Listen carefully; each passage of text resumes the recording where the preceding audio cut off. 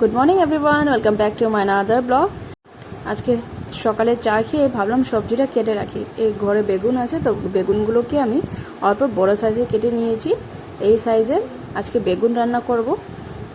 তো অভি ঘুম থেকে উঠে গেছে, তো ঘরটা আমি ভাবলাম আজকে অল্প ভালো করে পরিষ্কার করি। অনেক দিন হয়েছে ঘরটা ঝাড়া হয়নি, তো ঘর ঝেড়ে বিছনা চাদরগুলো আমি সব ধুয়ে দেব। বাইরের রোদের তাপটা থেকে দেখাচ্ছি। এই পাশে দুটো নিম গাছ লাগানো হয়েছে, অনেক তাড়াতাড়ি এই নিম গাছ দুটো বড় হয়ে গেল। অভিকে ঘুম থেকে ওঠানোর পর বললাম ব্রাশ করতে, ও দেখুন মোবাইল নিয়ে বসে রয়েছে। এই ব্রাশ নিচে ফেলে দিয়েছিস? ব্রাশটা ওকে হাতে ধরিয়ে দিলাম, ও ব্রাশ করলো। ততক্ষণে আমি বিছানা চাদরগুলো ভালো করে পেতে নেব। বালিশের কভারগুলো লাগিয়ে নিলাম।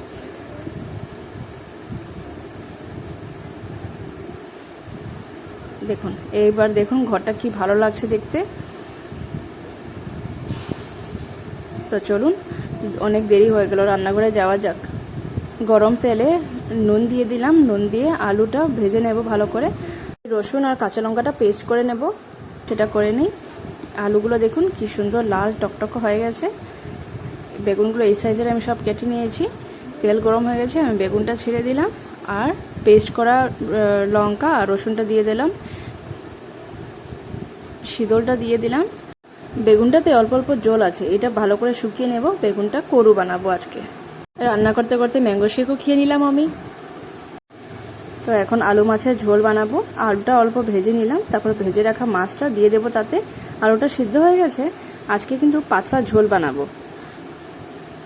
অভি আবার পাতলা ঝোল খেতে ভালোবাসে, ও ঘন সবজি খেতে ভালোবাসে না।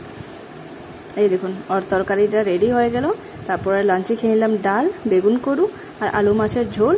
তো আজকের ব্লগটা এখানেই শেষ করছি। ভালো থাকবেন, সুস্থ থাকবেন আর আমার ব্লগটা দেখবেন। Bye bye.